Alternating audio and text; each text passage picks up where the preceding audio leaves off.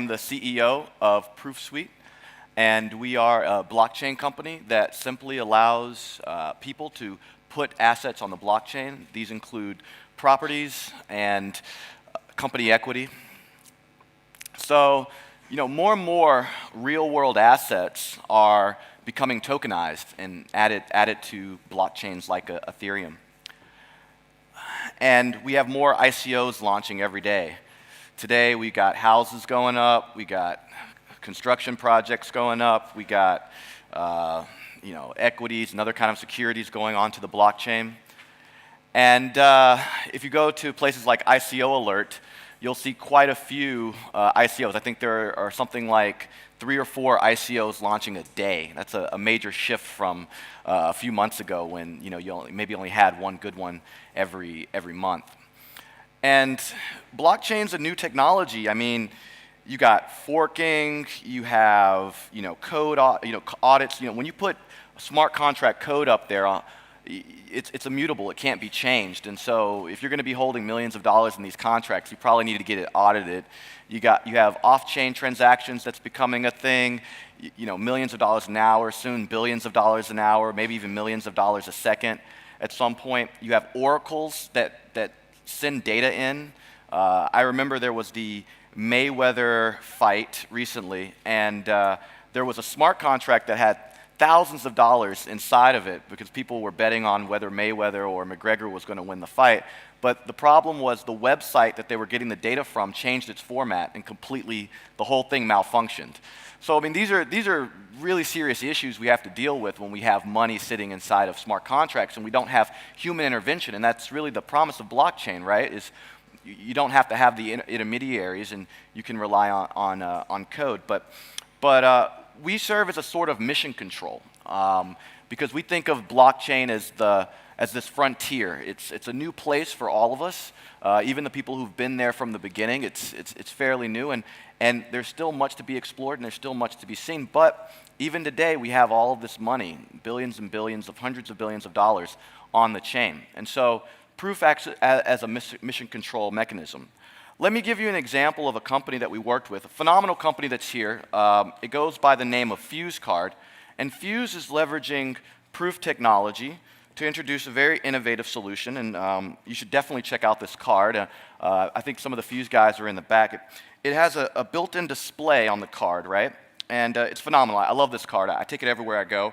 I can have my Visa debit, my MasterCard, my Starbucks gift card, but I can also, thanks to some of the work the guys at Proof and we've done, is we're working to get Bitcoin, Ethereum, and other digital assets on this card. So we act as a sort of mission control because when you have millions of dollars moving around and everyone has these cards and they're swiping here and there, you really got to make sure that things are going to go well. So this is a great company.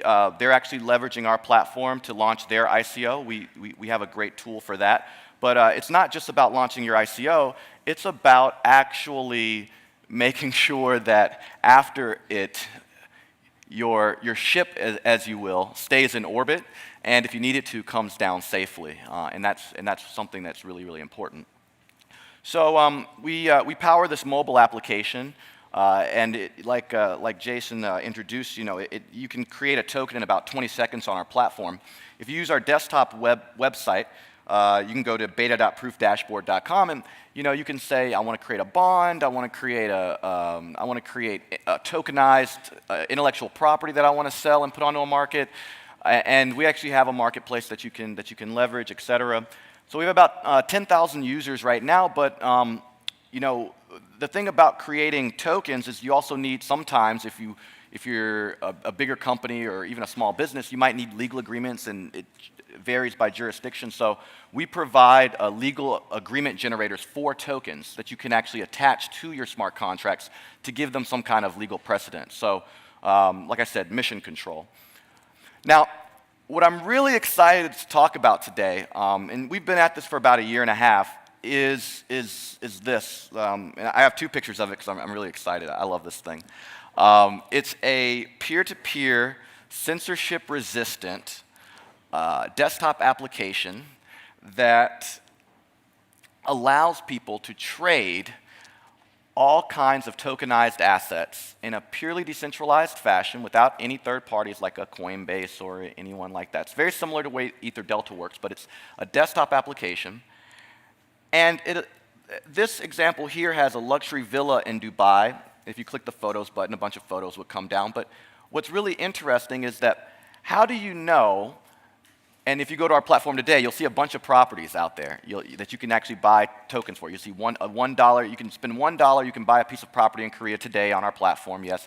But, and we go through the process of trying to screen these, the people who are posting this stuff and everything, but we don't want to do that. And we have so many countries, so many different laws, so much due diligence you'd have to do. It's ridiculous, and this is what's kept people back, especially in the developing world, but even middle income and further have had problems with this because in order to invest in a small asset worth under $1 million or under $10 million, or even to tokenize it or securitize it or whatever you say, there's so much due diligence that's required. And what we've done is we've developed a system for privatizing and decentralizing the process of ensuring safe regulatory environments. And what I mean by that is we give people the ability to stake against an asset or insure an asset to create a risk profile, as you can see there. And what that does is it means that if you happen to know that an asset is fraudulent or that an earthquake is coming and going to knock a property off, or that a regulator is going to step in and close, if you have any of that information, or even people with inside information, they can actually stake against an asset, put it into a smart contract, and if it doesn't meet its predetermined requirements, then the people who actually bought tokens in it are protected.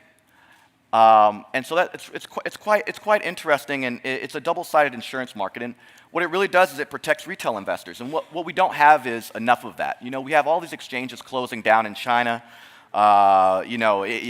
Willy-nilly. You have